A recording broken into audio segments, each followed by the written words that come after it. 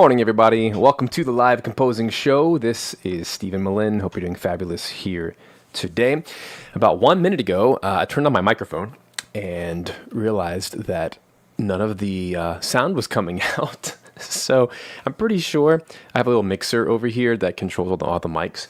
Pretty sure a kid came in here and twisted all the knobs. Whee! And I had no idea. So if it sounds weird today, there's that. But also, I probably sound weird because I'm fighting a cold since yesterday, which is not fun. So if I have to stop and blow my nose, so sorry. But that's just the state of life that I'm in at the moment.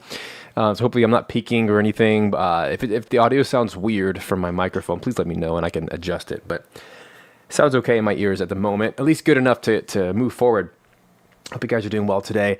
So today I'm finishing up what is it called? The Cozy Life Sim VGM pack that I'm working on. It's only 5 tracks, big, but because it's a small pack, I have the entire thing recorded live.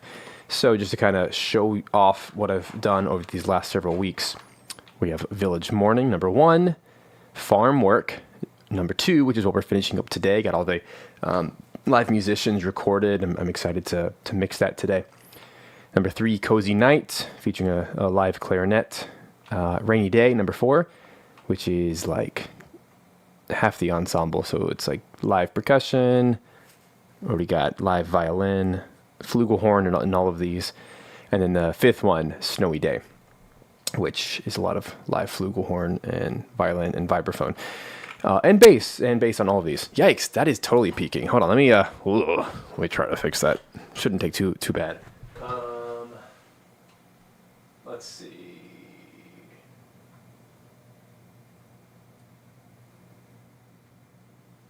There, I twisted a few knobs. Maybe that'll help a little bit. Yikes. That's no fun, because this is a manual mixer where it has 12 knobs on it. Probably like 30 knobs, but every little knob is like compression and the volume levels and the EQ, and so it's just catastrophic for someone to go and it's kind of like a synth. I have a synth over here. Sometimes my kids will come in and they love it. They love playing the synth, which is hilarious. I didn't even know what a synth was as a kid. They just come over here and they'll start playing with all the knobs, and I'm like, no, I had it perfectly dialed in. And there are no presets. It's all manual knobs that you have to twist. So it is what it is. Maybe I should take a picture next time. Once I dial it in perfectly, I'll take a picture. Anyway, let's get to work. So yeah, welcome guys. Marty, Joseph, Tyler. Who else is hanging out with us this morning? Glyph. Hey, let's do this first. Do you have any EQ? I do have EQ on the vocal mic, but it's like a physical analog EQ because it's from problems with having 14 kids at home. Amen to that.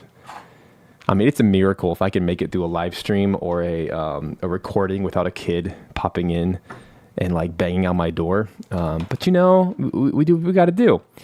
No, I don't have 14 kids. Jeez. 6. I only have 6. Calm down. I do have a brother, though, that has 11 kids. So by comparison, 6 is nothing. 6 is nothing. Yeah, I appreciate that. Tyler, oh my gosh, being sick is the worst. But, life moves on. You got to still get your work done. So let's do this. Maybe as a little appetizer for the day, let's just listen to what we have so far. Uh-oh. Why is it so quiet?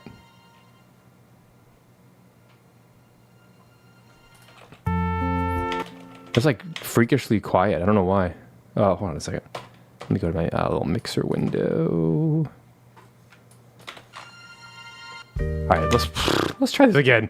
This is not going well. Let me try again.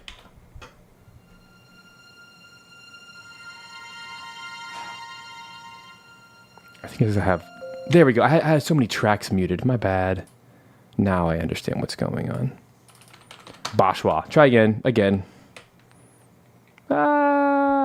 This is what I get for being foggy-minded. Here we go. Village Morning. Enjoy as we grab a cup of coffee, promote Video Game Music Alliance.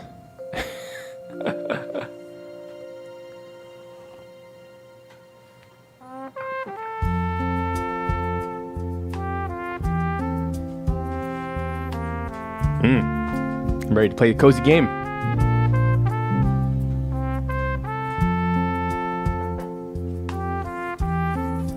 And while we're listening, quick little shout out to Musiversal, which is where I've recorded all of these. Big fan, highly recommend it.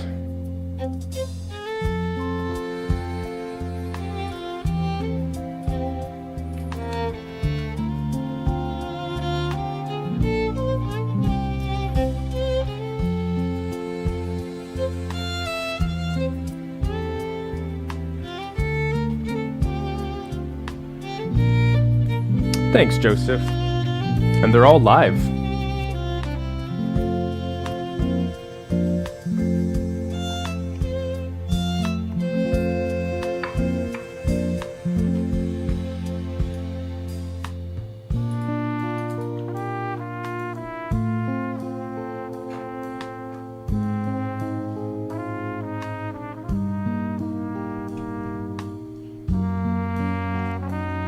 Hey, what's up, Jordan?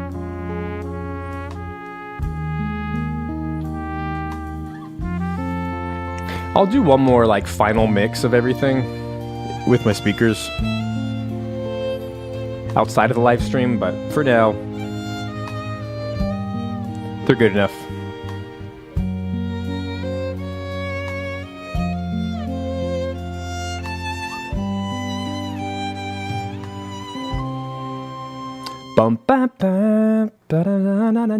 Okay, cool. And you guys never got to hear Cozy Night because I had to mix it on an off week because I forgot what happened. The scheduling with the musicians, it had to be bumped back a week. So, and then I did the Ethermancer track last week, which by the way got totally rejected, which is like after all that work. But it gave the groundwork for some good feedback for me to make a version 2, which was very different. But I use it as like, I was able to truncate my melody and still kind of use the same vibe. But that's okay. That's life. Getting version 1 to land and approved is pretty rare. It's usually version 2 that gets approved on things. Anyway, so here's Cozy Night. I never got to play this one for you guys.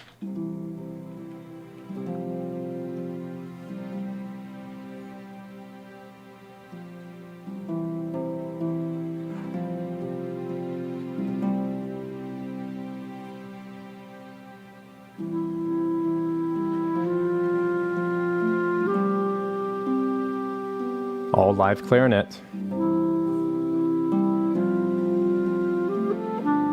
Makes such a difference. Oh my gosh. You might even say it's night and day.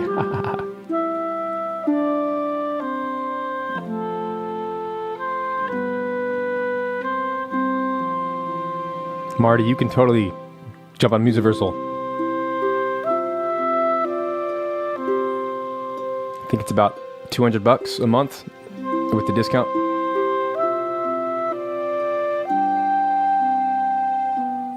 It's like $188. It's not even $200. Worth every flipping penny.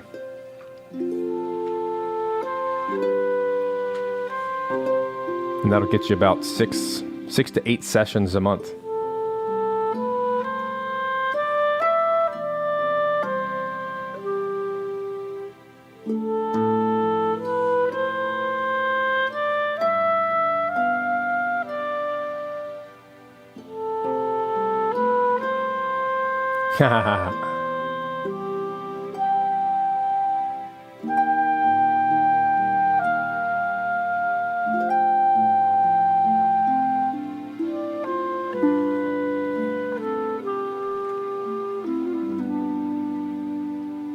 And then Rainy Day. Just thought this would be a nice opportunity to catch you guys up on it all.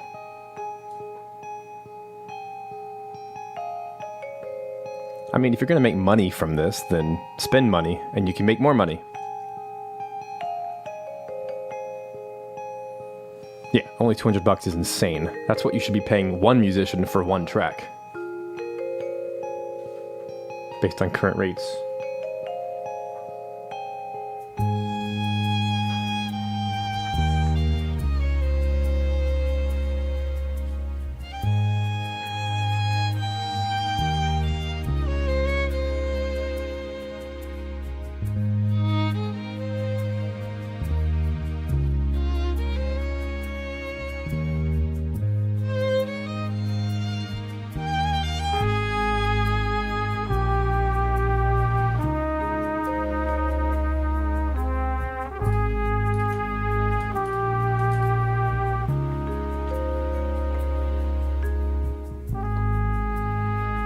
Nice, Jordan. I still had the MIDI on. Whoops. I need to redo these volume levels, but we'll get there.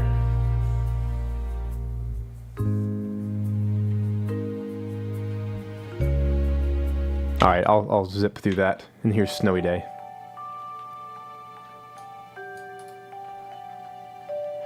See, I have all these things doubled. Whoops.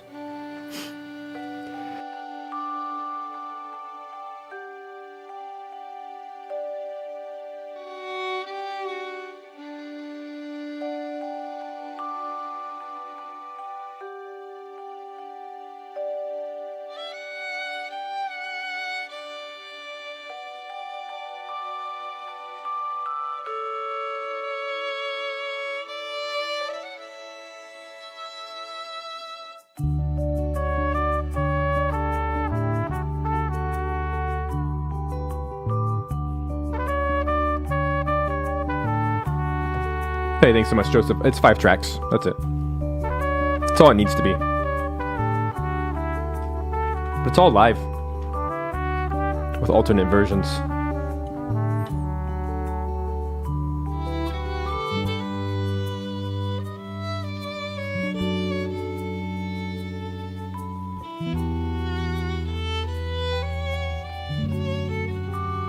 I think the live Vibraphone has surprised me the most. As being valuable, I never thought it would be.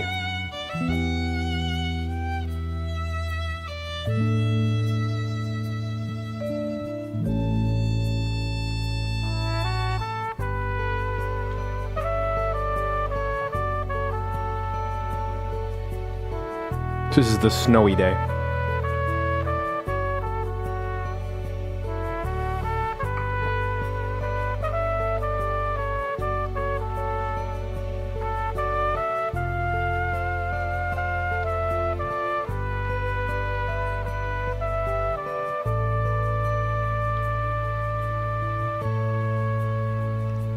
So honestly, I've just treated this exactly like a paid game soundtrack.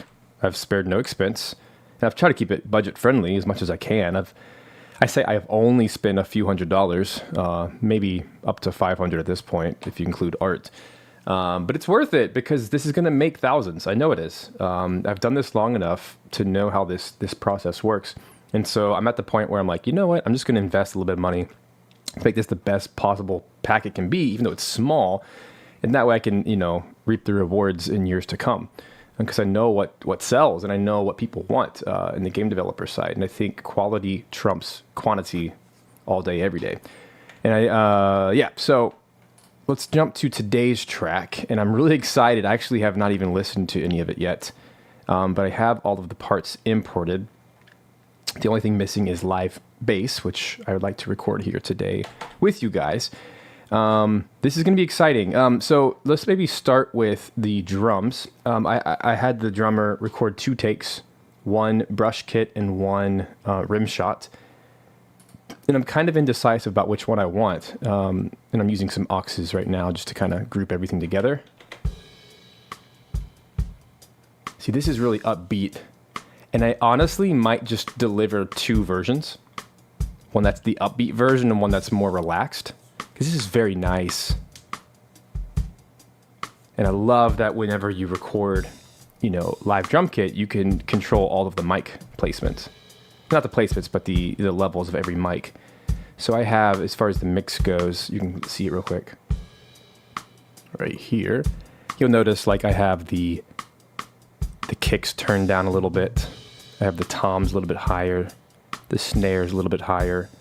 But the whole kit itself is pulled down by like 8 to 10 dB. So it's intentionally not super duper loud, but I also want it to be consistent across the 2 tracks that have drums. That way it's not like wildly different. But this is such a cool little groove and it works.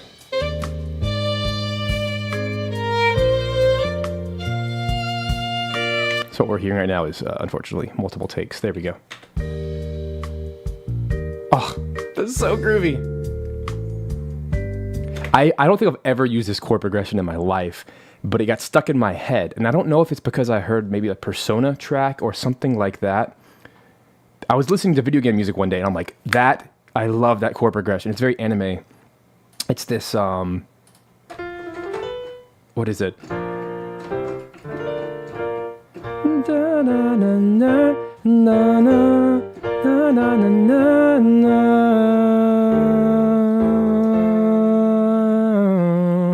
I don't even know what it is.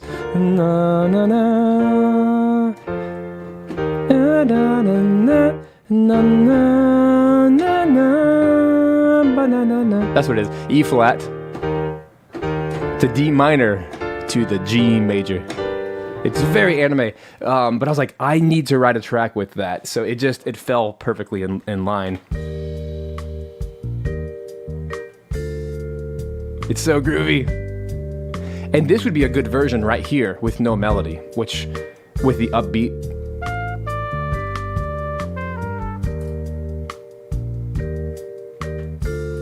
So here's the melody with it.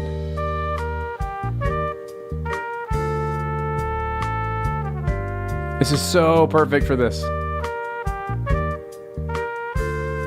Hey, what's up, Adam? Awesome. Yeah, by all means. You got my music from the Unity Asset Store. That's exactly what I'm making right now. Is more music for the Unity, Fab, Itch, and Game Dev Market. Very cool. Yeah, absolutely. So the rights in the doc, if you care to read the long legal statement, it says you can use it in whatever. So yes, by all means, use it for your YouTube trailer of your game. Yes, it's all YouTube safe. It won't get flagged and whatnots.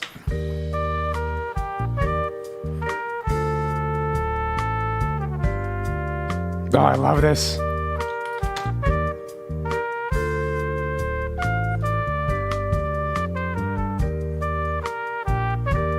It's crazy. This is exactly what I heard in my head. And it's just weird to hear it in real life. You know what I mean? None of these stupid sample instruments.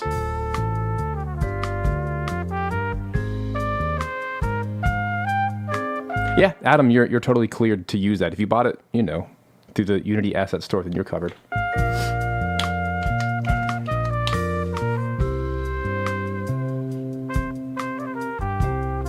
And then here comes the violin.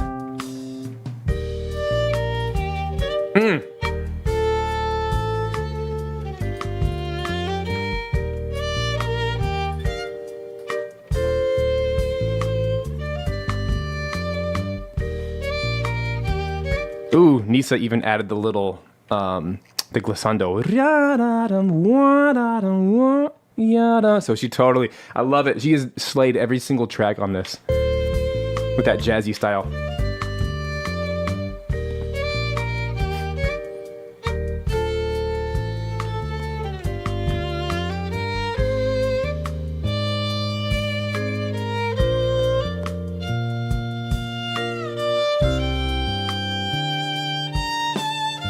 Yeah.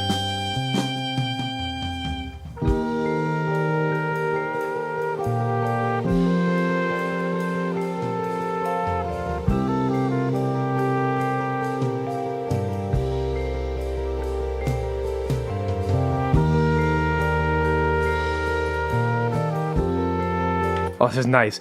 Okay, so the only thing that's sampled here is the guitar. I do need to record the bass. The guitar is sampled, but it's a sample of my own guitar, so, it is what it is. But it's a little bit off because everyone's playing a little bit behind the beat, which is what a good band would do. A good jazz band plays behind the beat slightly. So I'm going to move this 1/28th note.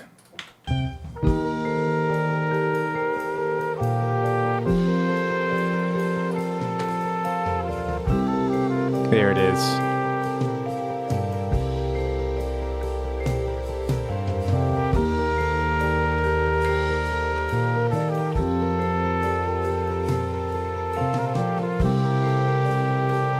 There it is.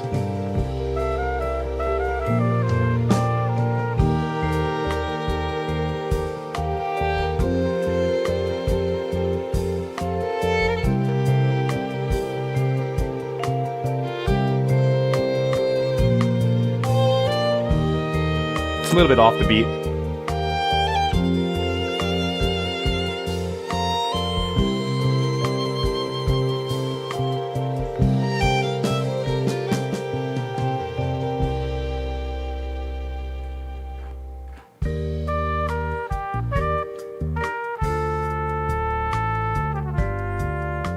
I've no lie. I've been like, this has been stuck in my head. My own track has been stuck in my head for the last couple weeks, ever since I wrote that little melody. It's just so nice to finally hear it. Okay. I think the vibes are just perfect. I wouldn't change a dang thing. So I'm just gonna disable the first take. Whenever the second take's perfect, I'm like, I don't need to hear the first one. Unless there was some kind of stylistic choice, but these are like verbatim identical, it looks like. So let me hide. Let me make sure I'm not screwing up my other tracks. Yeah.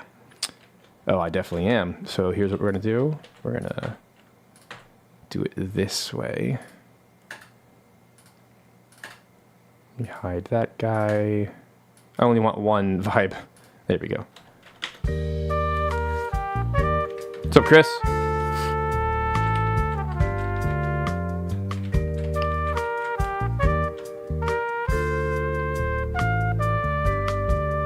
Gosh, it's just so freaking catchy. Okay, so there's that. I definitely want to record the bass.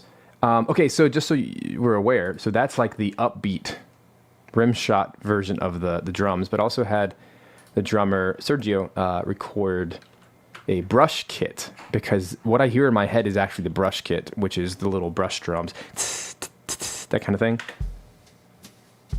And I think it totally changes the energy.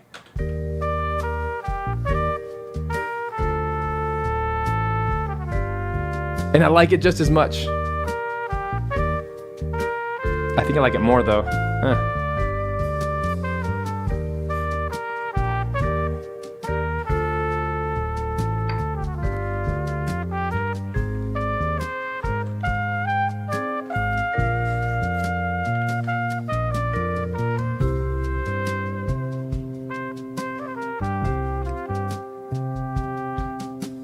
All right, so let's, volume-wise, I really like this.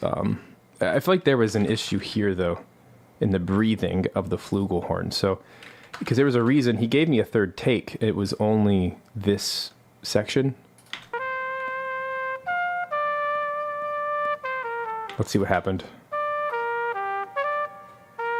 As far as, like, reverb and stuff goes, I try to keep this stuff very bare bones, because I love the sound of the musicians in their little rooms. So it's literally just it's a negative 10 dB send to my Aether, which, what does it actually look like? It's just this. It's a hall reverb set to 50%. So really it's half as much as you might think. So it's just a very small reverb. We're talking like 10% of a reverb, of a hall verb, just to kind of give it a little bit of character. I don't like to overdo reverb. I like the cleanliness of it all. I'm going to listen to his breathing.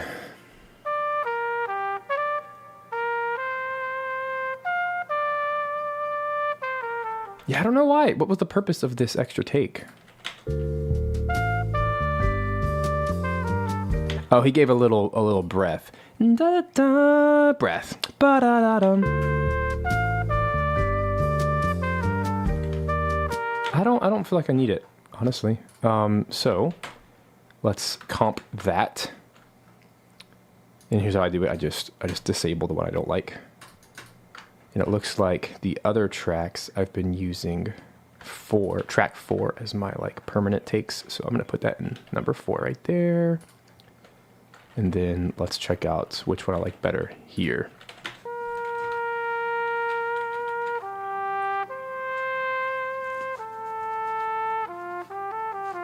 Yeah, he played that wrong.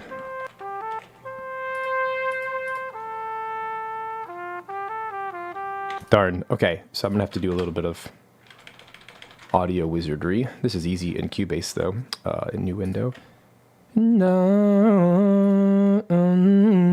See my MIDI? It's twice as fast. He just misread that. They're 30-second notes, not 16th notes. I wrote it correctly, I know, because I double checked it, but it's fine. That's a common musician error when you're reading a lot of music fast.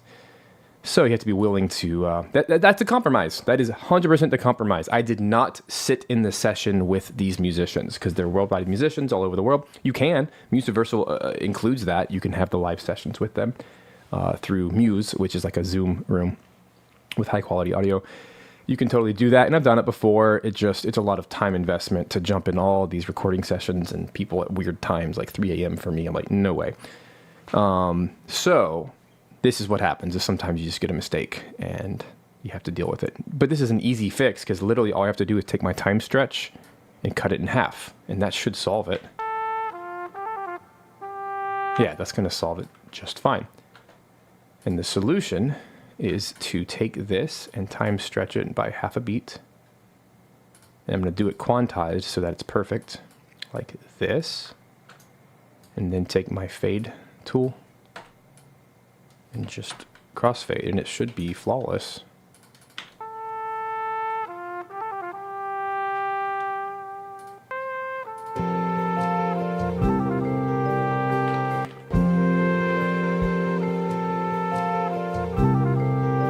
Now, that would be rhythmically perfect, but it just sounds a little bit too forced, too perfect. So now what I'm going to do is make these a little bit longer and then scoot them back. To be a little bit lazier. Okay, that was slightly too much. So now let's kind of split the difference until it sounds right. There it is.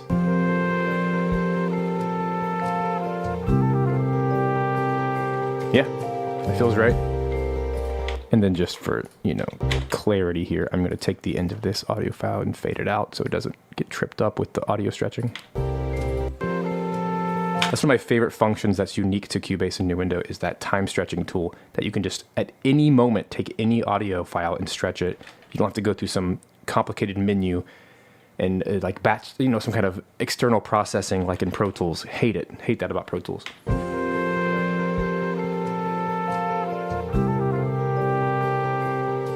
It's perfect. It's perfect.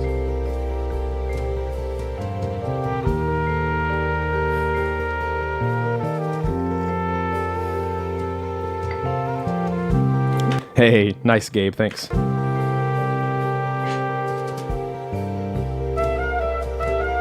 right, we just got some phasing because this is multiple takes at the same time, which we don't want.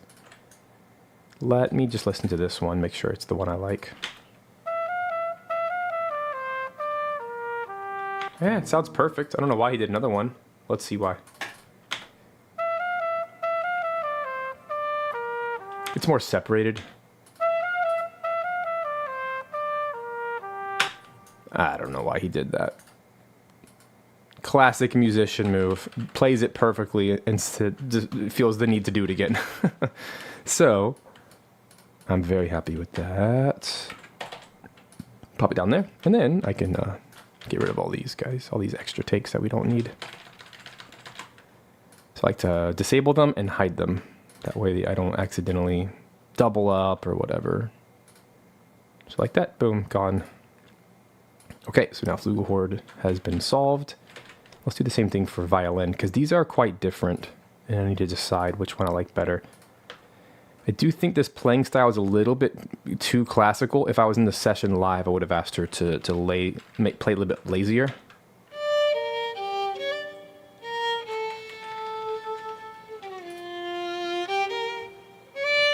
See how it's like da-da-da, it's a ba-ba-dum. It's not as swung as I would like it to be. It's okay.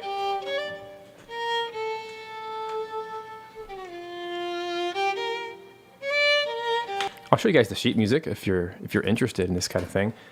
So over here in the Musiversal page, you can go back to any session that you've done. So I'm gonna look for Cozy Life Farm Work right there. There's Nisa. She crushed it, and here's what I sent her. Set the audio files and the sheet music. Here's the PDF. So I can go back and look at any of my past work, which is really cool for troubleshooting. I've actually had to do this quite a bit, going back to my files just to verify what did I send, and I don't have to like keep up with this stuff, which is nice. So let's put that on screen while I play it, and maybe I'll do a little half screen so we can see it together, kind of like that. How do I zoom in? I don't know. Let's just do that. Oh, you can't even see. Ha! There we go. Showing you the wrong screen. All right, here we go. Let's just play that little section so we can... Wow, that didn't cooperate at all. Hold up. I've never tried this half screen thing during live streaming, so maybe this will be a good idea. Where's my violin? Right there. I just want to compare these to the sheet music because I know I wrote it how I wanted it in the sheet music, and this is just an easier visual way to check it.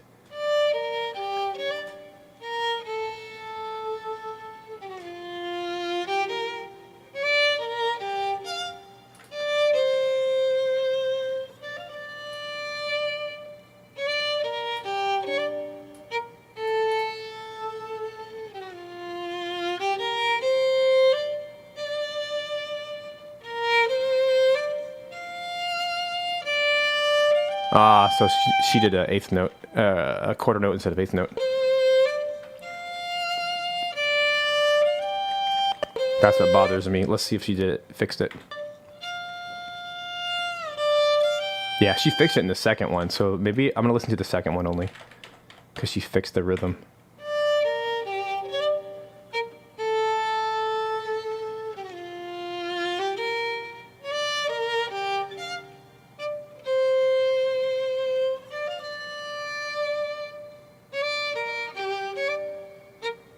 That's so good.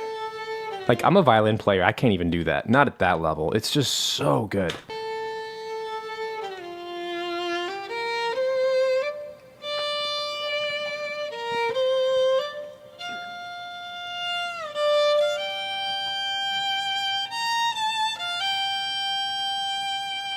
Okay, she nailed it. No notes. All right, let's go to this one.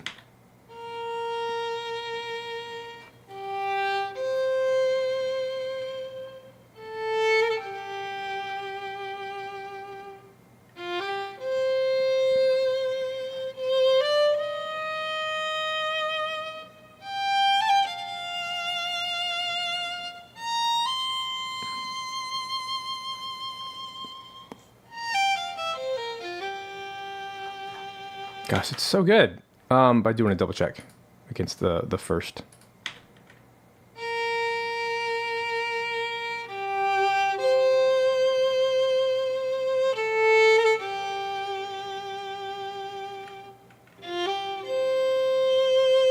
So here's my final verdict. I like the first half of the first one. Let's bump this back over here. Get this back in business. I like the first half of the part 1 instead of part 2, if that makes sense. So I'm just going to take, like this is kind of what I'm saying here. So part 1, part 2, like that. And then just move it out of the way. Kind of parse them together like that. That is my preference because she held out the half notes as intended, as long as intended there. And then I can take this, disable, hide, and I don't have to worry about it.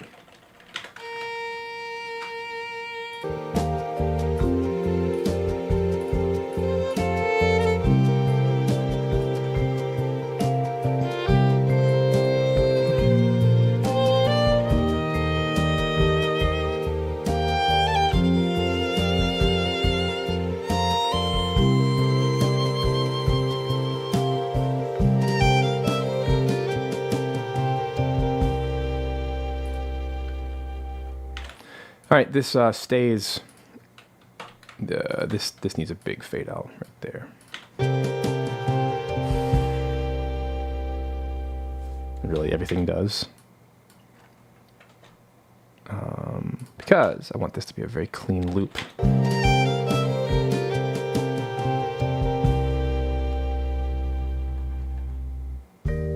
Yeah, I just want it to be a super clean, easy loop. No fancy anything. And I wrote it this way on purpose with that extended ending.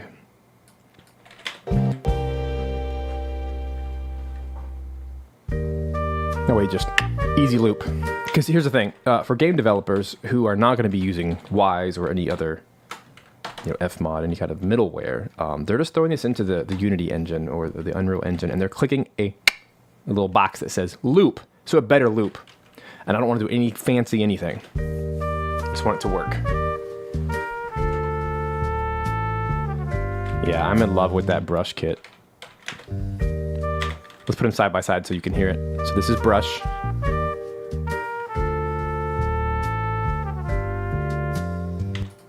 Versus this.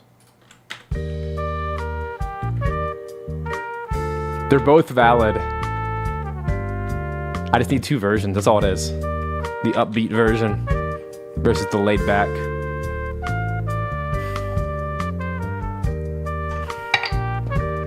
But yeah, that Flugelhorn, this makes it. It's a little quiet though, it needs a little bit more.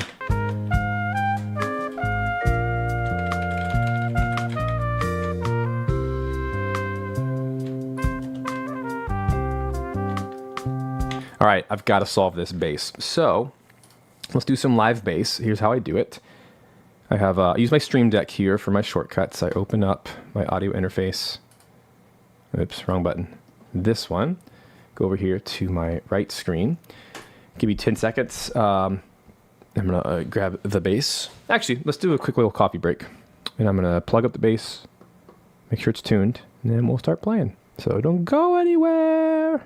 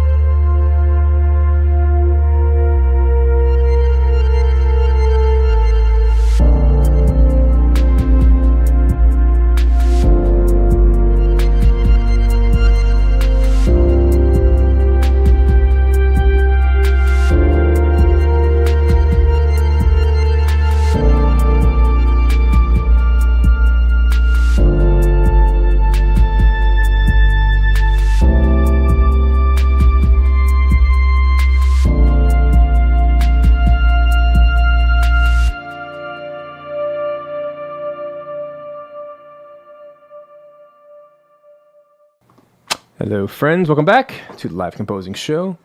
Just grabbed Les Old Bass. I don't think you can hear it yet. Probably now. No. Yes. No. Yes. There it is. All right, so here's what's going on. Here's how I have this routed in case anyone wants to do something similar. So what I have to do, turn on my audio interface. So I have, with my RME, Fireface UFX3, that's the name of my audio interface. Over here, it's just a little app that goes in the desktop, whatever. And this is how you control all of the inputs. So I have one right here for my guitar and bass, which is just a line in, 1/4 inch, run through an active DI box. And then if I click this button, 48 volts, it turns it on. So otherwise it's off, which is great. You don't want to be wasting that kind of power or like creating buzzes and stuff. So I have that on, and I have the gain set to 30, which is a good kind of medium volume. You don't want it super loud and over the top, compressed and stuff, unless you're playing like rock music. But this kind of stuff, yeah, it just doesn't need it. Very chill. Oh, and then over here, I'll show you the big screen. Come on, but I know I have a button for everything on here. Let's see. Does that do it? Yay! Okay, look. Got the 1/4 inch. Boom, right there. In the bass. And I have the volume set to like 80%. I don't ever turn anything to 100%. but that just kind of keeps the levels clean. And then over here, I have the bass channel. And what I have on it is guitar rig. Just have a bass amp, basic bass amp, which is a compressor, a little amp, and that's it. It sounds really good, and this has always been my favorite go-to for my Warwick bass. This is a 5-stringer with a low B. And then there's a little tuner on here, which is super handy. So let me do that really quick. It's probably mostly in tune, but haven't played it in a couple weeks.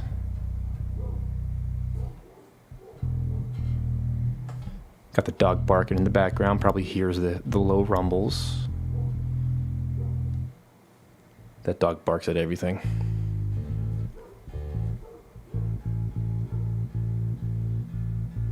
It's hard to record with a dog. I don't know how you guys feel about that. Even if everyone's out of the house, it's like, come on. Come on, dude. But this is just, this is life. Life with, working from home. I did have a studio in our local downtown a few years back, and it was the coolest thing in the world. Loved every second of it. But you know what was funny? It was harder to record there than at home, because there was insane downtown traffic, and there's ambulances constantly and fire trucks and whatever, and it was just so loud, and like the big clock tower in the town. It's like I couldn't record anything.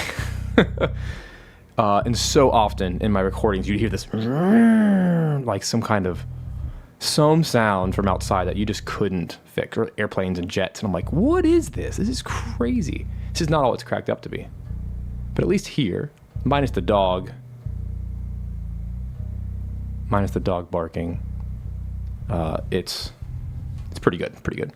And I do have a recording closet, should it ever come to that, which is pretty darn soundproof. I've only had to use it one time, though, truly. I used it when I was doing my Simple Samples recording stuff, because I'm like, okay, I want this like as dead quiet as possible. Just blankets all over the walls. It's like literally a closet just draped with blankets and mics. But out here, it's a small enough room. It doesn't really... So much of what I do is line in anyway. That doesn't matter. Okay. Enough tuning. Okay, this is going to be the hardest bass part ever. So I'm just going to like listen to it for a second. So it's E flat to D.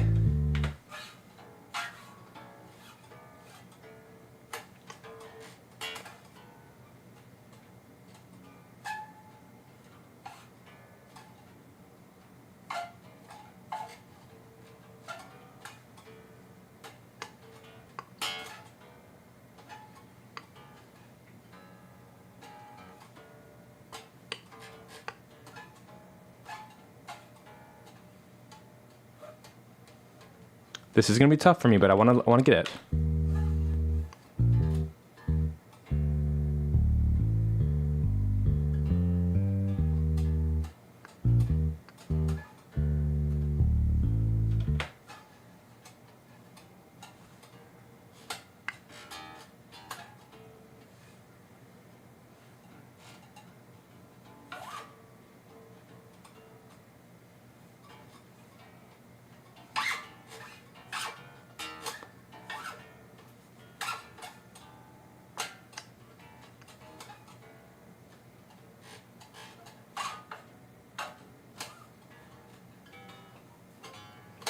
Whew, this might be rough.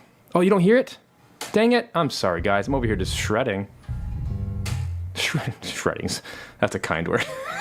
Flubbing it up is better. Sorry. Of course you can't hear that.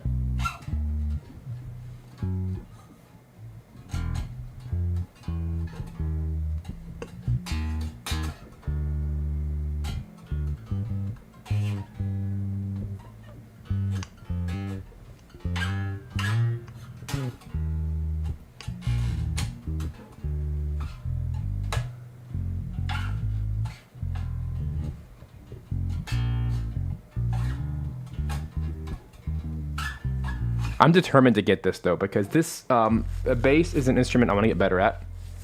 And the only way to get better is to do it. And to put myself in these super awkward positions where it's like, you know, ride or die. So I recommend for you guys too. There's nothing like a live stream, putting a camera on your face and playing an instrument you're not great at, to like force you to practice and to get better at it. All right, let's just try this. Let's see what happens if I just mute that, put a click on.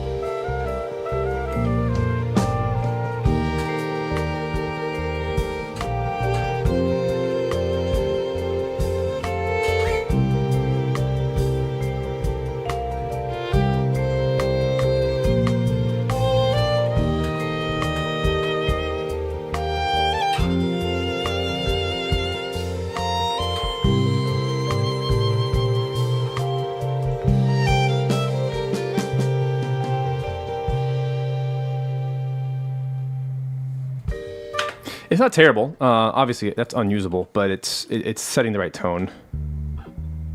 But already you can hear, even though I have a literal sample of this exact bass, it just sounds better and warmer by having my own live bass.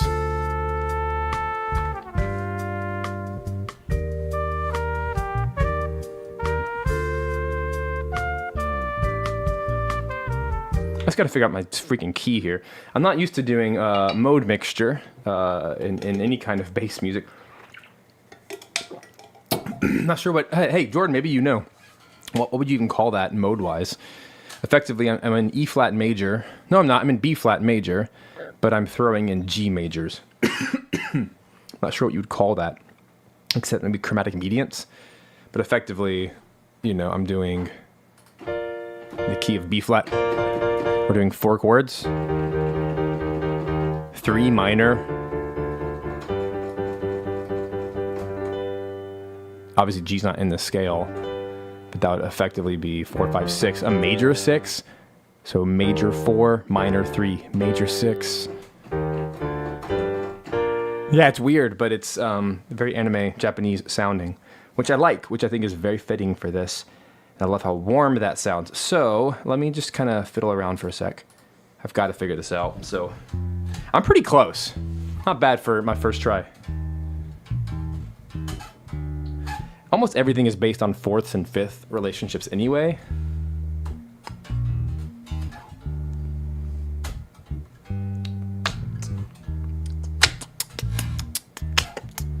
I want to do some kind of arpeggio.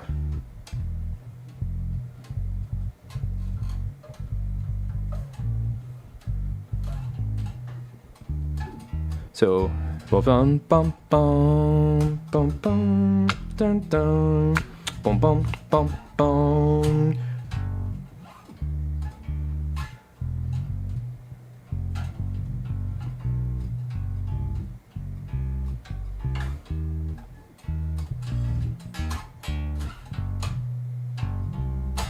Let me see what I actually wrote here.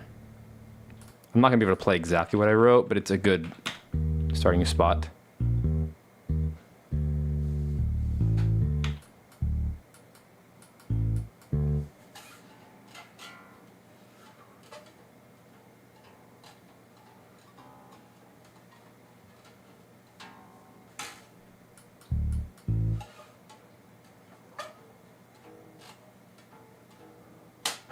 Is this fun for you guys to watch me struggle? Is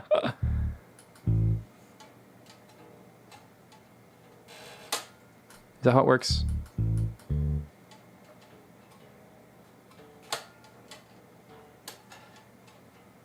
Is that even right? Yeah.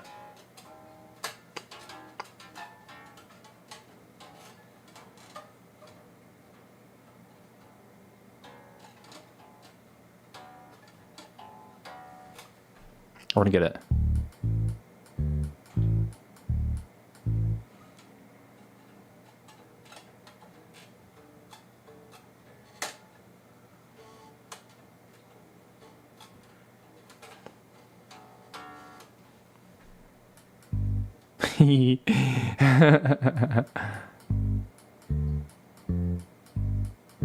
G, D.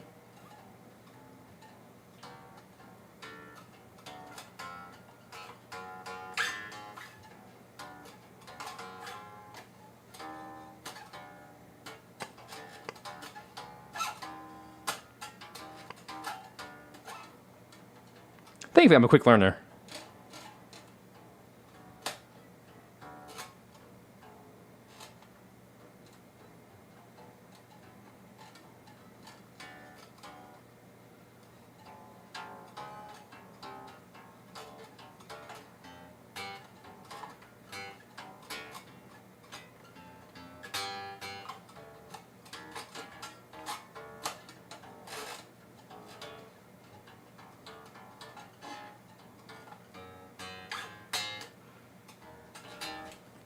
Whew, that's scary.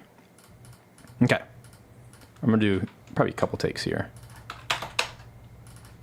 just so I have some kind of material to edit together. And I appreciate your support, even just, you know, being here and not laughing me out of the room. That's fine. I'm gonna do this whether you're watching or not. I'm gonna struggle through this bass part, and then I'm gonna have an awesome track to show for it. So that's how I feel about that. So here,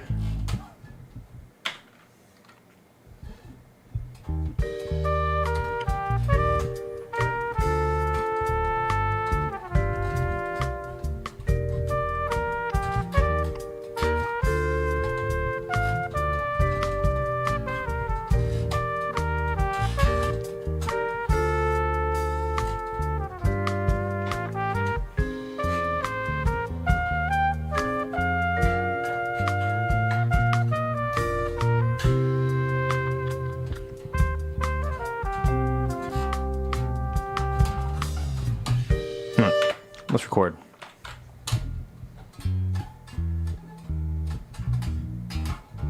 You know what I found is in the last few tracks of adding bass, I tend to overwrite for the bass, and it gets a little complicated.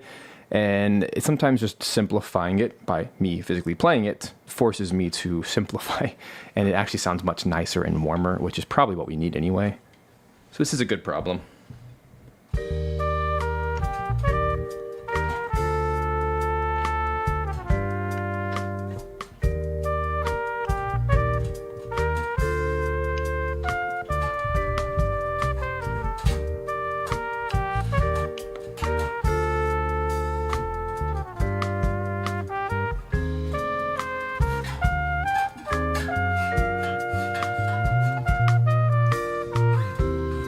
Wow.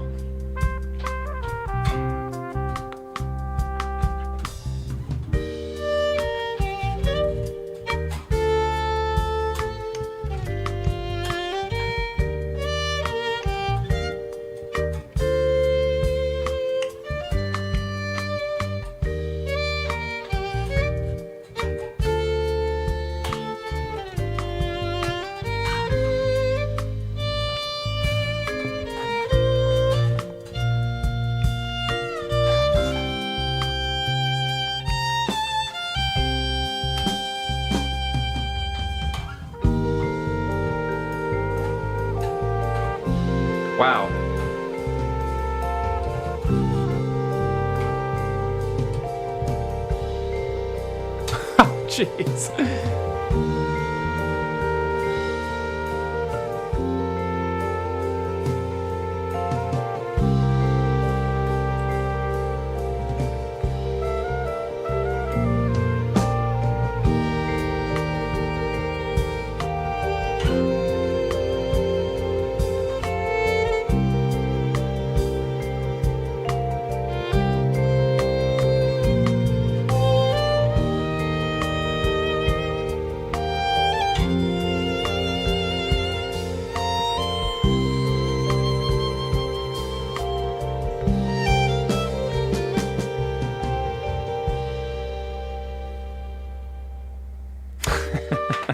Not the worst thing in the world.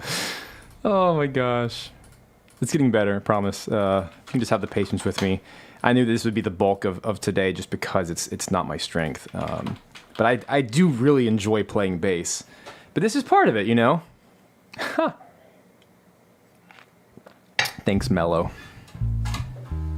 I think simplifying is the way to go. Oh, bum, bum, bum, bum, bum. Oh, that's nice. Bum. Do the little octave thing. Bum, bum, bum, bum, bum, bum, bum, bum.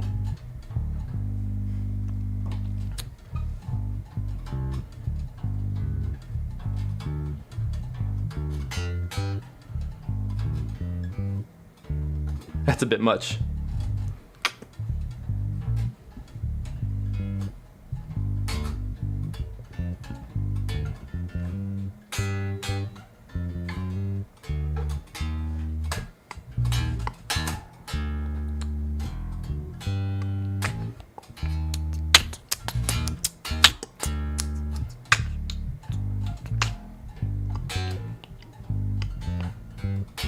The thing is, I can do whatever I want. It's my track.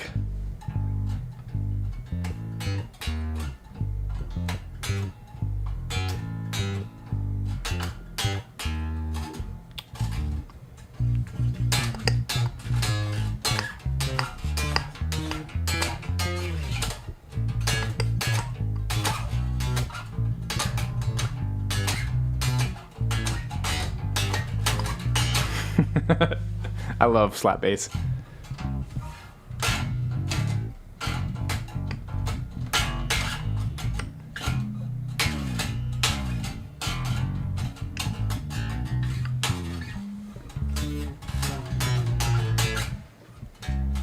See, I'm not terrible. I'm not this level to just pick it up and play.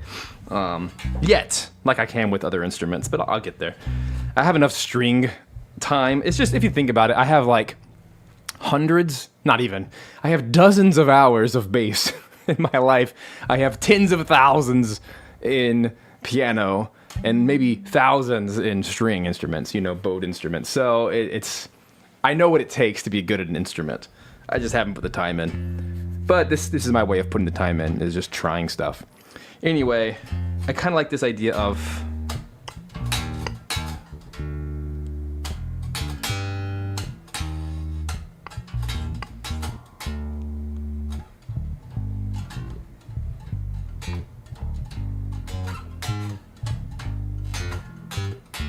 a little bit of slap.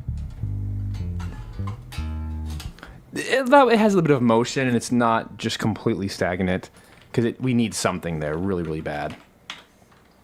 Here we go.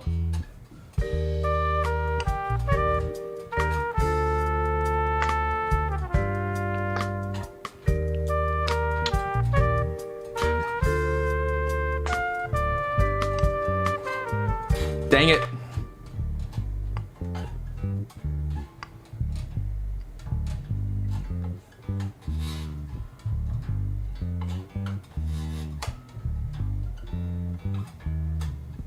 There it is.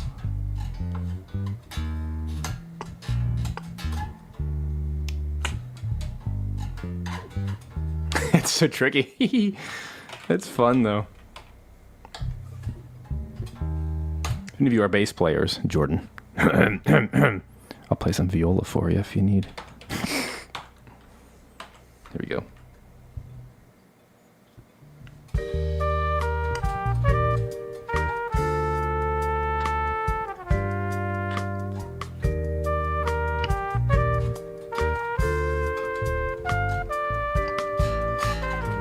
Dang it.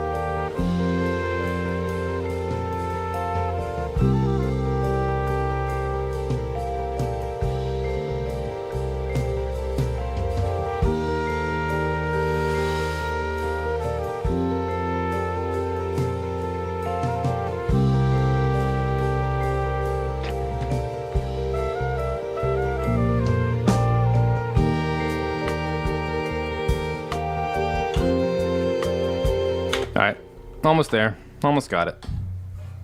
I'm almost happy.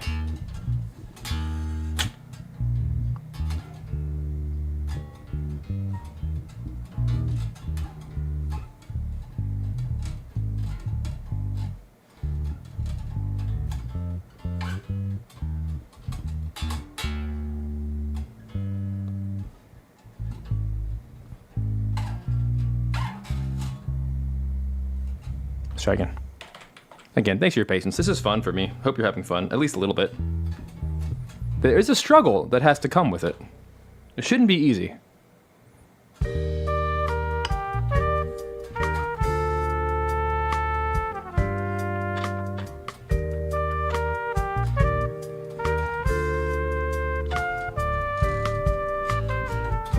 I missed the string!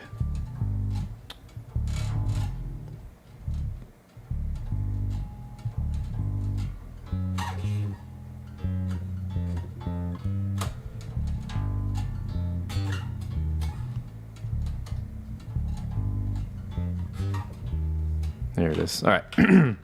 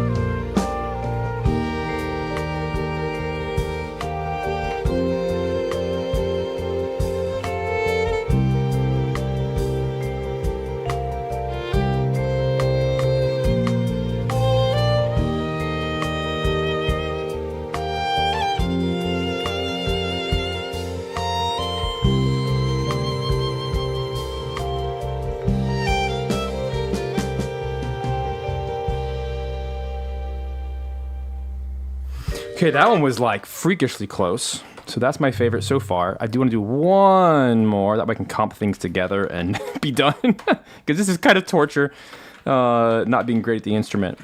Question from Prague Mind says, yeah, I'm recording at 96K 32-bit float.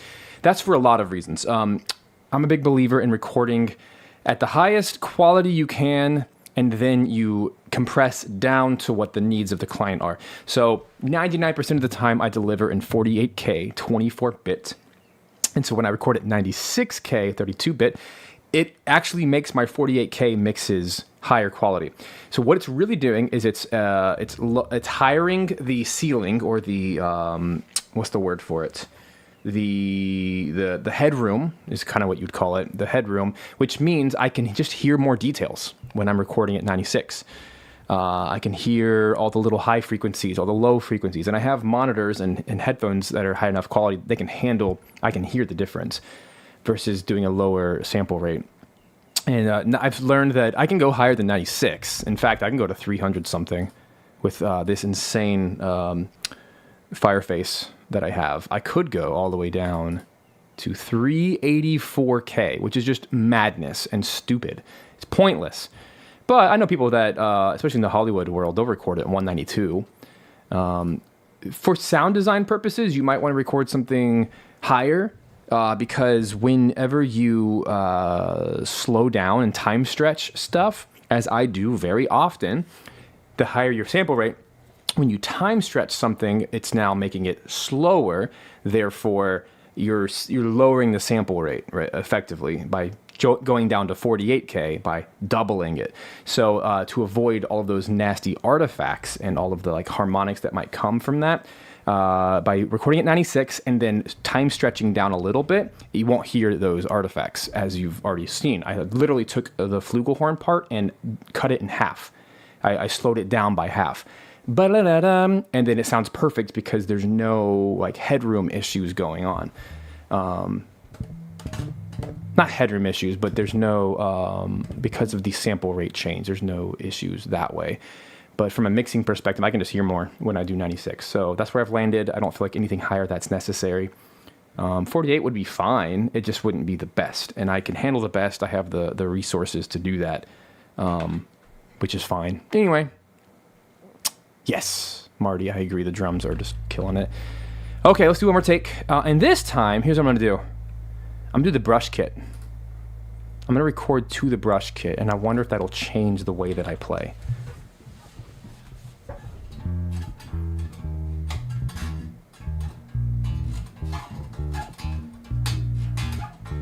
I'm specifically, this is a bass technique thing.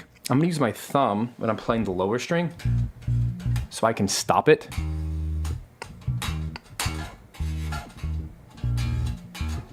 I think it's going to help clean this up significantly. So I feel like I finally know what I'm doing. It took me like 10 tries, but hey, better than not doing it at all. It's way better than sample instrument. Here we go.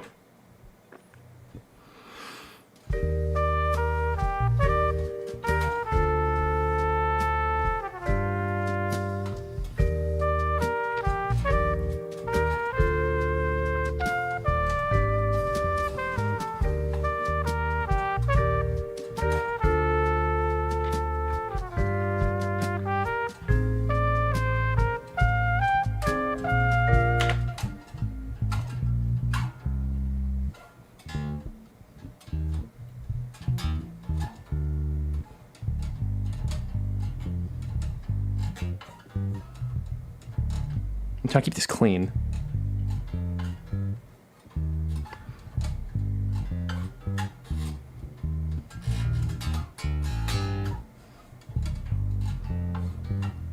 That brush really, really helps make it calmer and more groovy. So let's do that. Okay.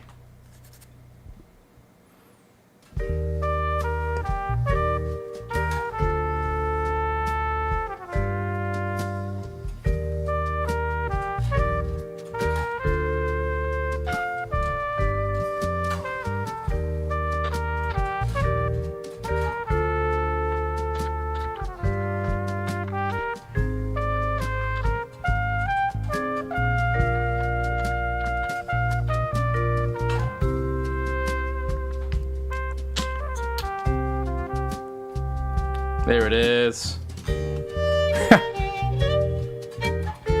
I started the freaking wrong key.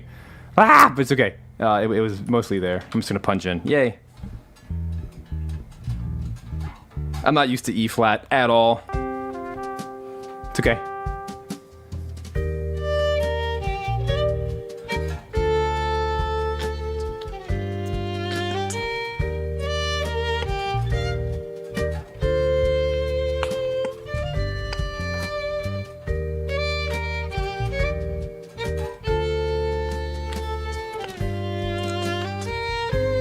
Dang it!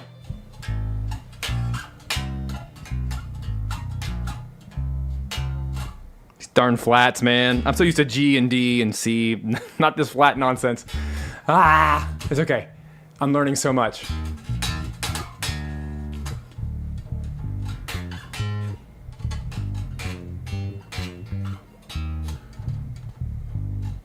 I'm gonna use a different fingering. Let's go. So much easier. See? There it is. Yeah, and then I completely flunk it. Yay. Okay, I can do this now. Believe in yourself. Self. How do I do this? How do I do this? There we go. Okay. You got this, right? You guys believe in me more than I do in this moment. That's fine.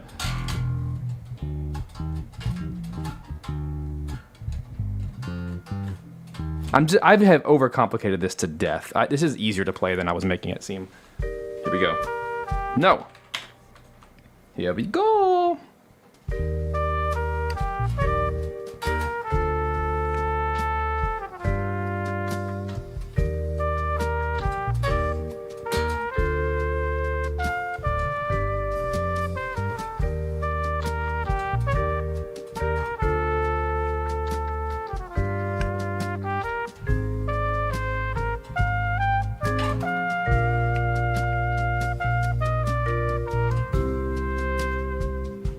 Ah!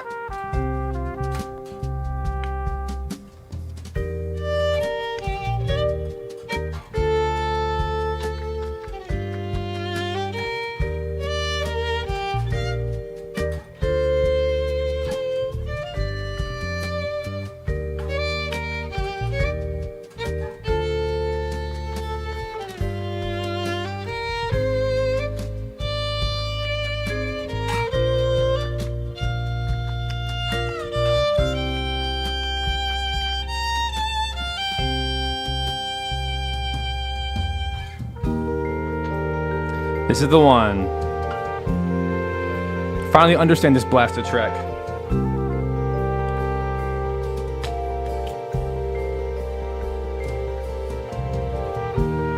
No way, I'm doing this for real. No transposing. I'm a real musician.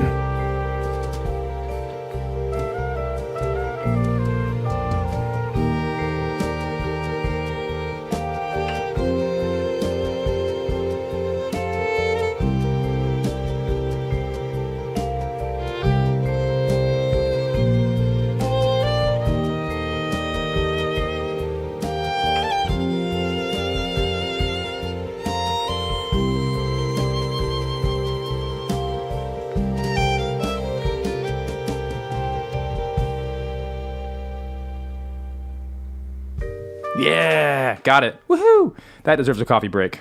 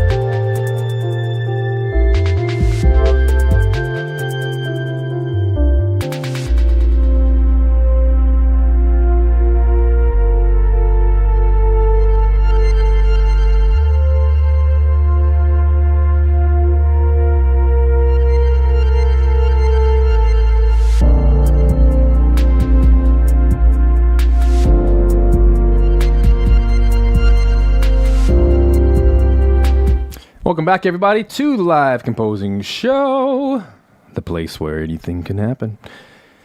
Even I can record the bass. Such magical things can happen. So here we are. We're working on the Farm Work track, which is the final track for my Cozy Life Sim VGM pack to be released in the next month or so. Basically, as soon as I can get artwork, it'll be ready. So I got the music done faster than the art. How about that? I've done it pretty fast. Okay, I have some secret weapons that I grabbed. Le harmonica and le shaker. So I'll get to those in just a moment. I'll also put a little microphone up over here from the recording closet. So before I do that, though, I gotta get this bass under control and make sure that it actually works. So let's listen real quick, and I liked most of it, of that final take. I want to actually hear what it sounds like, not doubled in my ears. It was a pretty good take.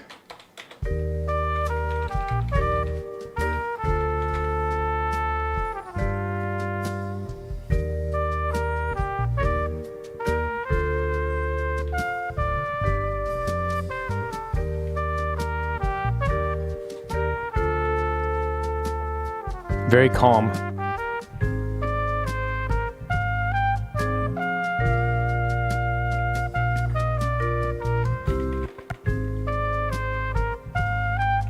I'm going to steal from this one. I liked this one better because of the syncopation.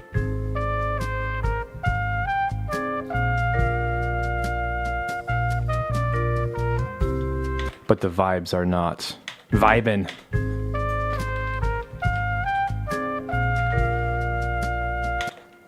How do I do this? Basically, I'm just going to take this.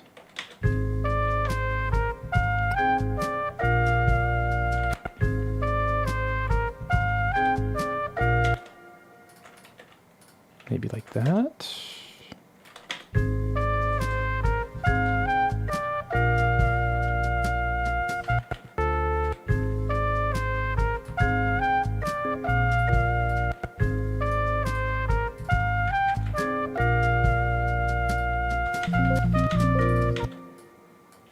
Make these rhythms the same no matter what I do, like that.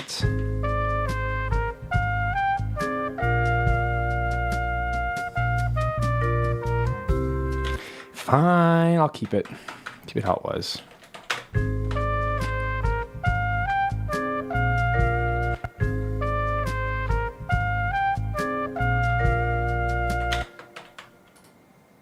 So I'm gonna make this one.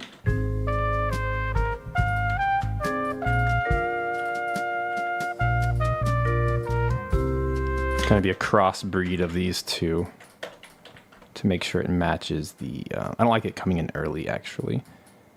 But I'm going to just take these two takes like this, and I think that'll work just fine. Like that.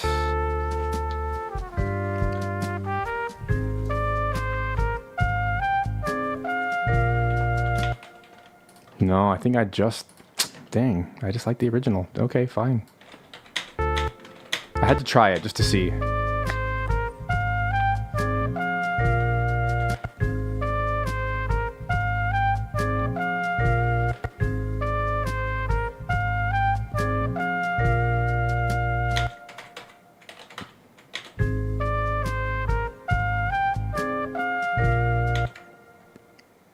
I think here's what I actually want.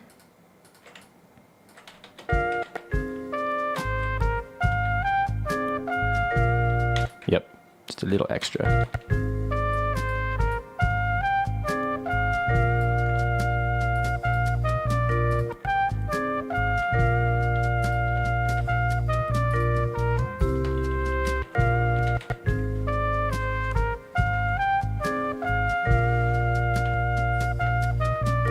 Then it matches. Okay, cool. Perfect.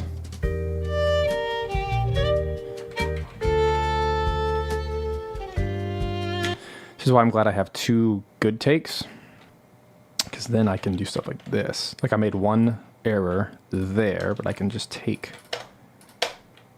this one and move it down, and now we're good.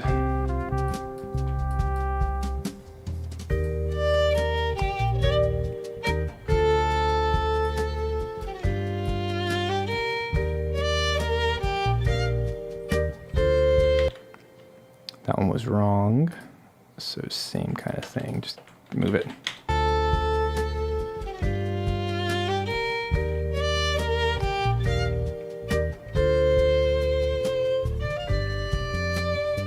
I like that that was slightly different, actually.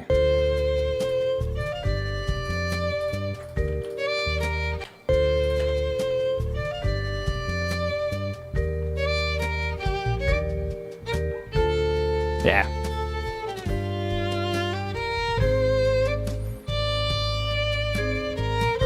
This is gonna be okay, guys. It's gonna work out.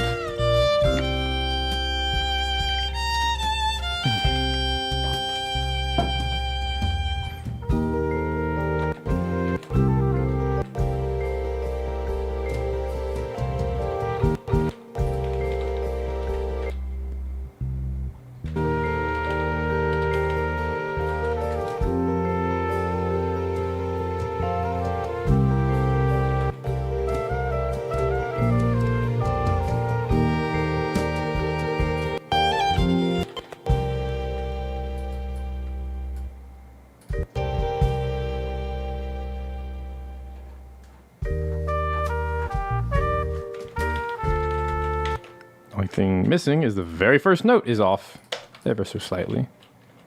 So I'm just going to nudge it till it's exactly where it needs to be. Like this.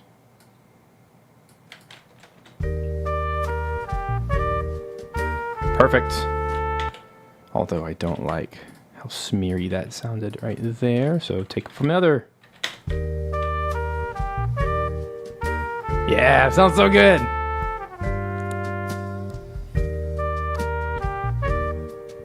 There it is. Woo! Even got my little octave. Boom, boom, boom, boom. Yeah. It works so well. Okay, now that we got that settled, finally, I know it took forever, but it was worth it. Here's what I need to do. I don't want to like kill them all necessarily. I have enough data that I can just do this. It won't be lost. And if I ever actually accidentally deleted it, it's in my pool. It's in my audio pool. All of these takes, they don't get lost. So that's fine. So I'm going to hide those. Move this here. This I will delete. Now we're in business. Maybe I color code this better. There should get everything. Hooray, I like color coded things. Okay. Huzzah! Now I can take this, disable it, get it out of here. Cool. So something I was kind of hearing is I think this would be cool to add some harmonica. So the way to do this is over here on my audio interface. Same thing. I have a microphone plugged in, my SE8 microphone.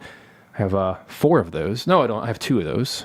And then I have 2, whatever. I have lots of Moogs. But I have a stereo pair is what I'm trying to say. And this is, I put it in input 11, which is right here, SE8L. 40's fine. And I'm just going to turn it on. Okay. There it is. And now I'm going to record some harmonica. And I have 4 harmonicas in different keys. This one's in B flat, which is going to be F.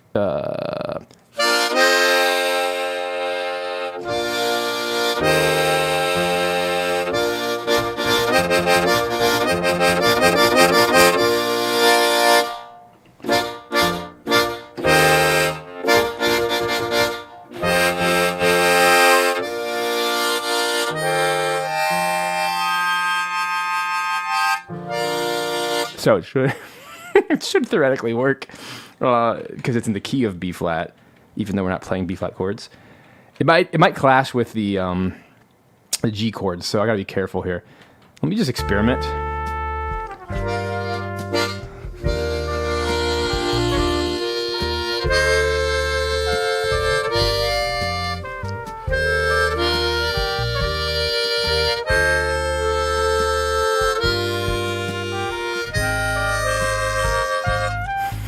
If I can put it in some tasteful spots, I think it's going to be nice for like a little, I don't know, hometown vibes.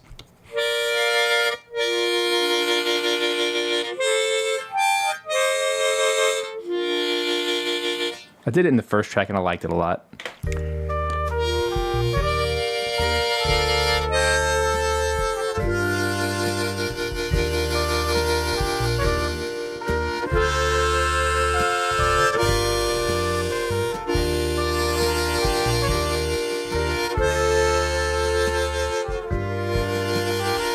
Ah, I love it. I love it so much. But let's save it. Now I have to actually go to the microphone. I'm over here like not even recording. Okay, let's put it in.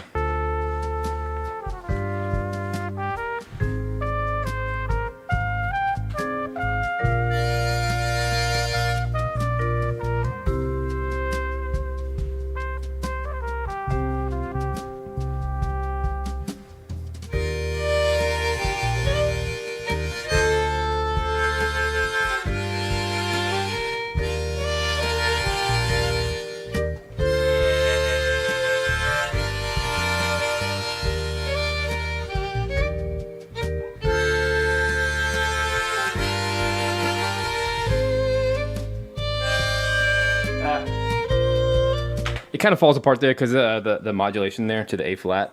That's okay. Oh, that's so pretty. Oh my gosh. I love that. Let's put it in.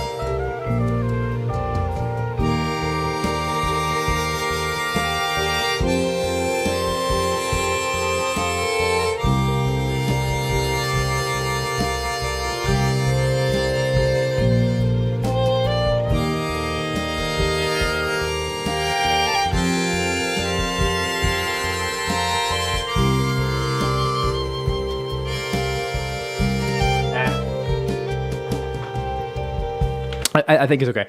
It didn't work at the end, and it just kind of becomes distracting, but I really like this section here. Let's just kind of, let's see what that feels like. That was a very interesting development. Let me turn it down, though.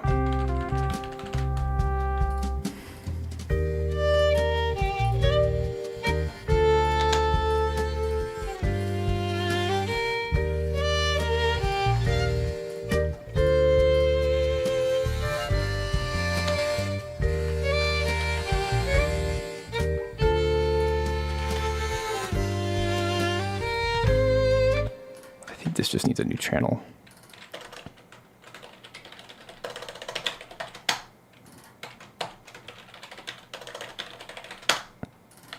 One sec. I don't like the settings on that at all, but it deserves its own something. Just, I hate everything about the bus, everything. So let me do it dry. Here we go.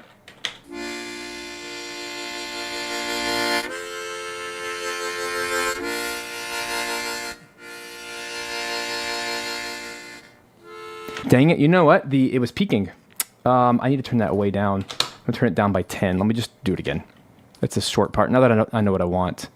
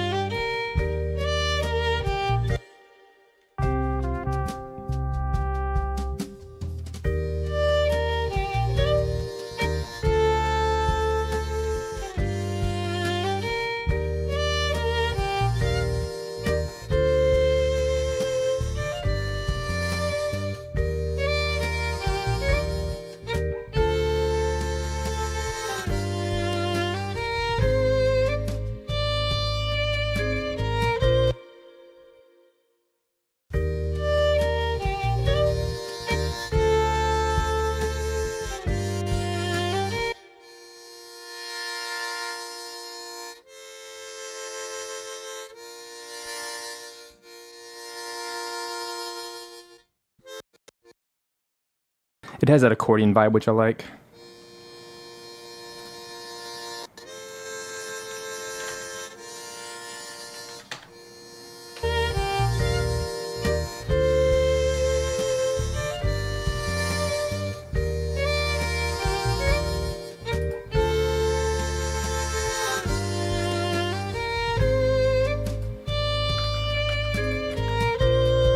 All right, here's something we're really missing. It's the shaker. I think a shaker is going to add. Ah, dang it, I need 2 blasted microphones. Give me a sec.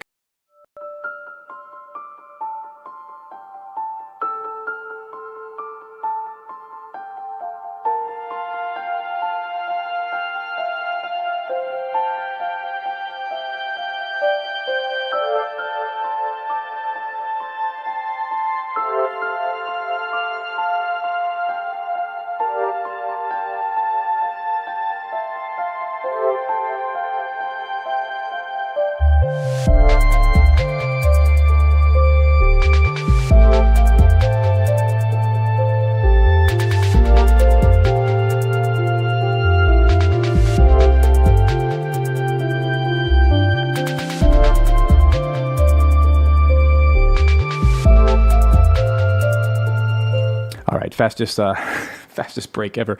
Here's what I did. I grabbed 2 microphones, and they're equidistant from my head, which is the whole point. I like to have them about 3, let's just call it 2 feet away from me each. The goal is to try to get these as even as possible.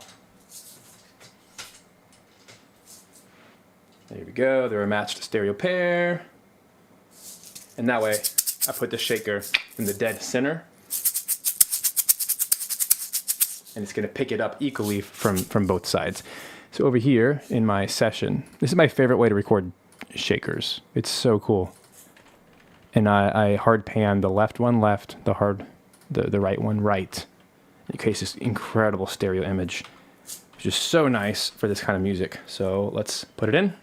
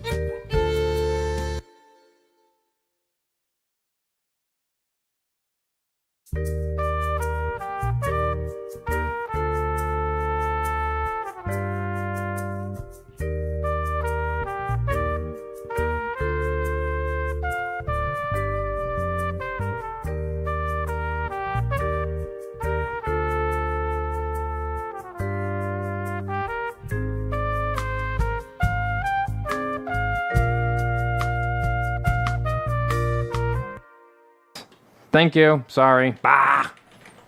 Over here talking. Sorry, I was just talking about the kind of the stereo width of the left and right shakers. I solved it, but anyway, sorry about that. I basically I need to get this.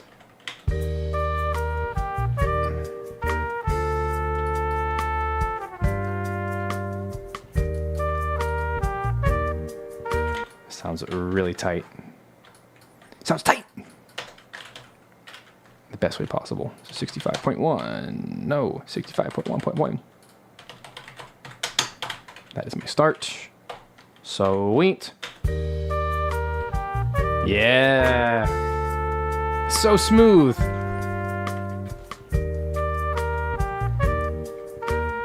It's a good perk mix.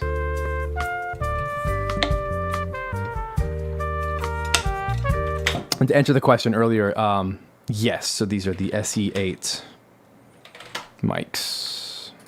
I love them so much for just the kind of studio recording.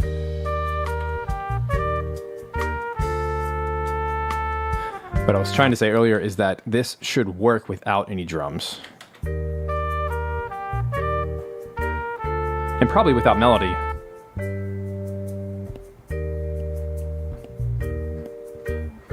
Which probably means...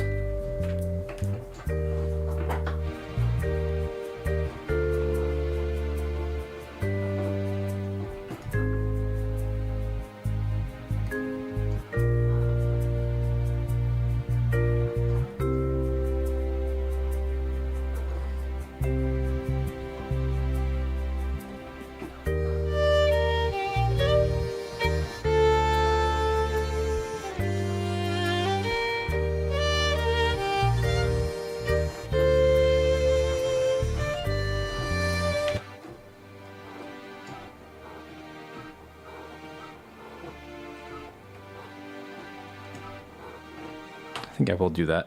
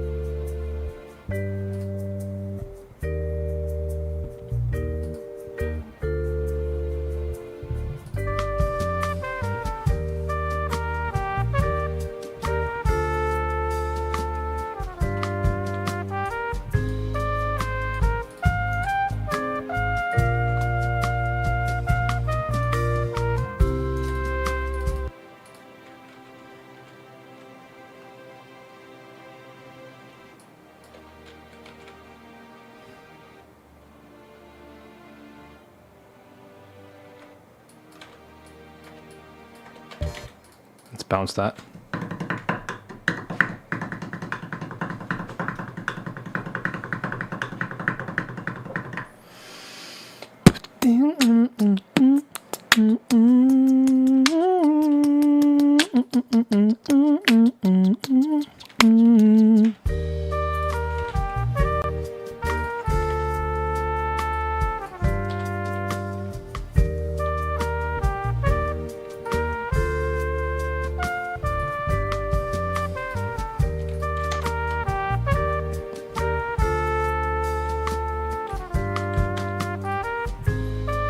We're getting there. Because we should be able to take away layers and it should all work.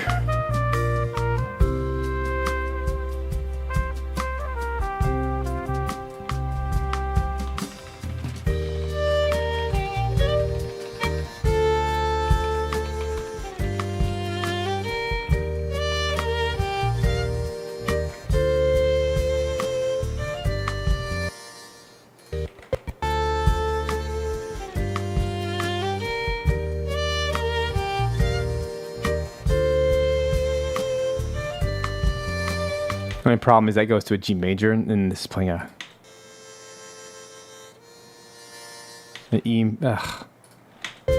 a G minor, which is E flat major. That B flat does not help.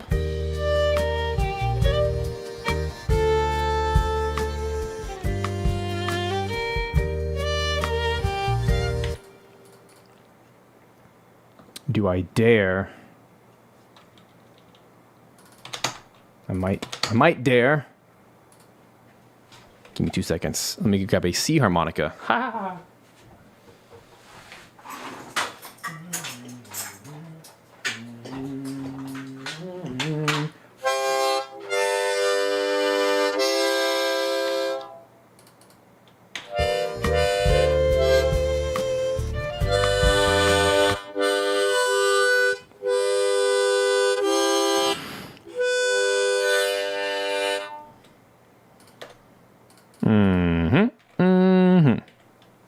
I'm gonna do it. I'm gonna do it.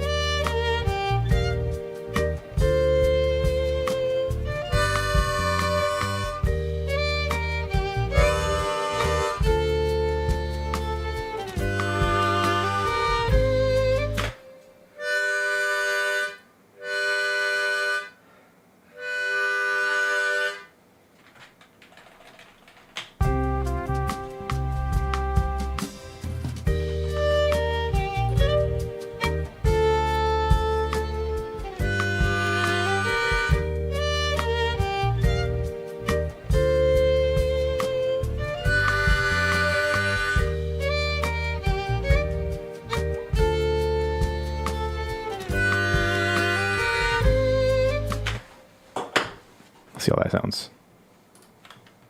Could be a train wreck, but we'll see. This is sacrilege mixing harmonicas, but you know what? Let's just see how it feels. Sacrilege, I tell you.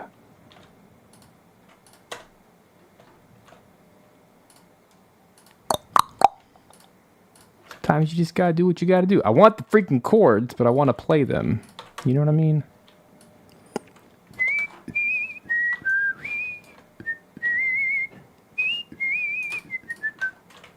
These look too loud.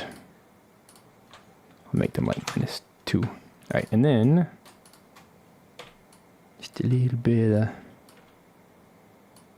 of love. Let's see if this even works. Could work if you just believe.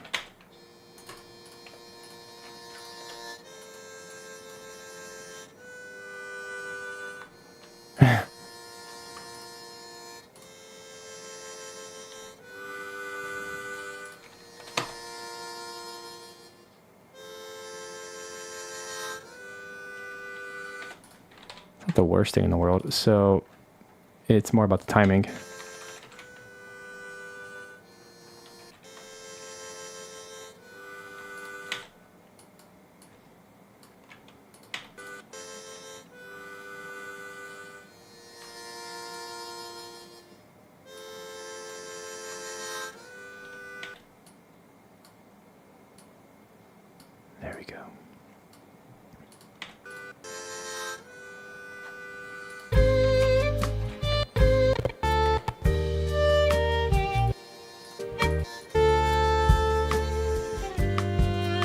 Hey, it solved it.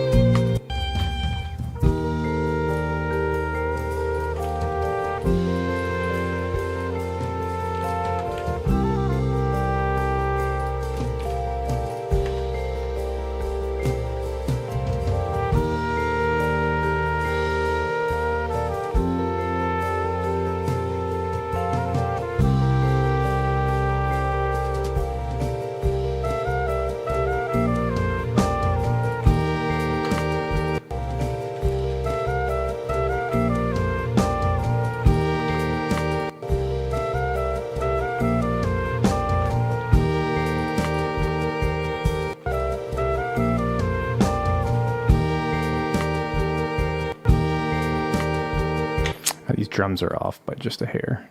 So what I'm going to do is take...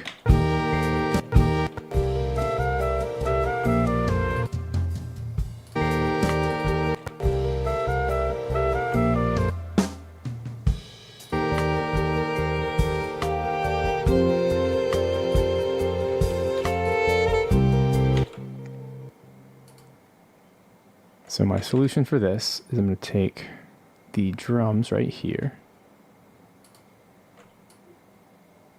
I like everything about it except it just needs to do a little time warp to the grid this direction ever so slightly. It's very slight, but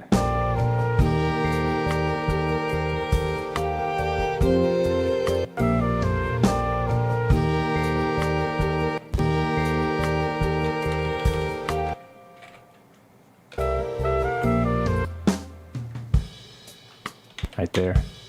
I don't want to destroy the groove either. But it's like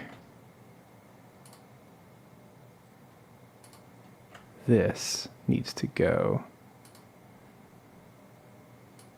This needs to be stretched to beat. Right there. And then this part needs to go to there. Yeah, got it. Then we'll do a tiny little crossfade on each of these. Just so there's no weirdness with the time warping, and that should solve it. Sweet, saved it.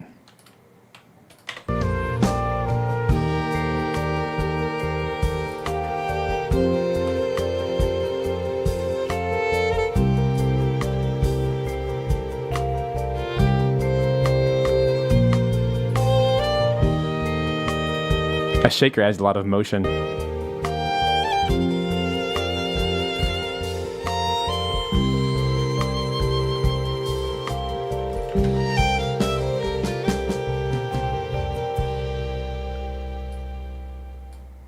Nice, and then we'll exit there.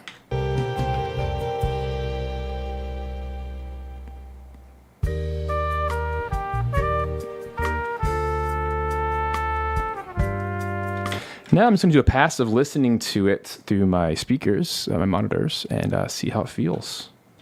While you guys get to enjoy a little Stardew Valley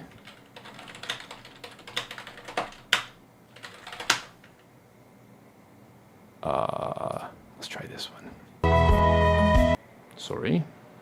We'll do a little farming here.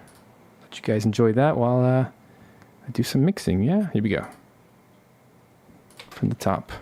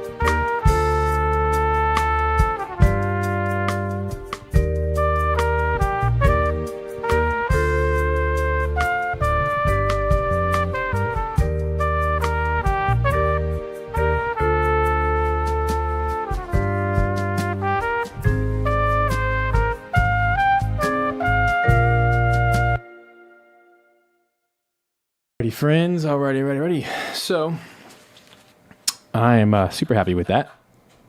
And now from here, the goal is to just start exporting everything. So what I was doing is I was going back to all 5 tracks, just making sure my auxes, my overall levels were at a good spot. And what I was saying in the chat is kind of my litmus test before I export anything is I set my speakers in the room to negative 30 dB. That's just like the happy spot. You know, everyone has their own, but that's my happy spot to check everything because I know what that feels like and sounds like in the room. And then I match my levels to sound good there across the board. And then I check my levels to make sure that my limiter and my console EQ, which is this guy right here, making sure that it's not peaking, because if it's peaking, we're too loud, basically. So what I was just doing is I actually noticed that I was too low. I was like 6 dB too low. So what I did is I selected all of my tracks and then drug them all up. It's called gain staging. I took all the tracks up, and then because I did that, I then had to go back and lower a few things like the drums that were a little, because I accidentally raised the aux track, not just the individuals. So I just had to go back and do some gain staging and make sure it all feels good. And then the final test is just looking at the limiter, making sure that nothing is popping. And this gain reduction right here is where I'm looking. So it should say 0. It should never hit it. But when I was louder in the earlier gain stages, it was popping and it was about 2 dB. And that's not good. That's like natural bad compression.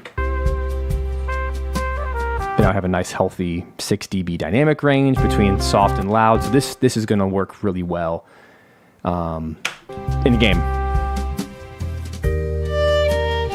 It's a very healthy level. The bass is present, but not too loud. The drums are present, but not too loud. And everything kind of has its space.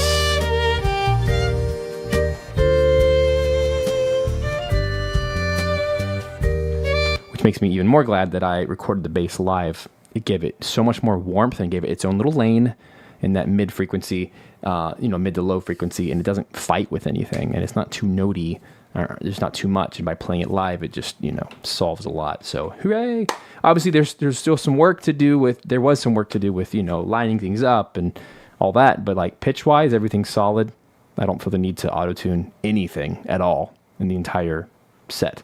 But now, I have to go through and export things, and I'm actually going to go back through and export everything for all of the tracks and all the different variations, just because it's all kind of mixed well now, and I know I have my final snapshot, and so yeah, I'm just going to export all 5 tracks from here and all the different variations. Now, when I say variations, they're just minus mixes, which is like, for farm work, I need to do a version that has the upbeat drums, and then the other one, I need to do one that has the lower brush kit.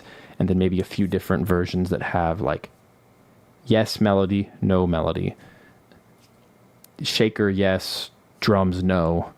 Strings, yes, strings, no. And just, I could probably come up with 10 variations per track. So this 5-track pack is now 50 tracks.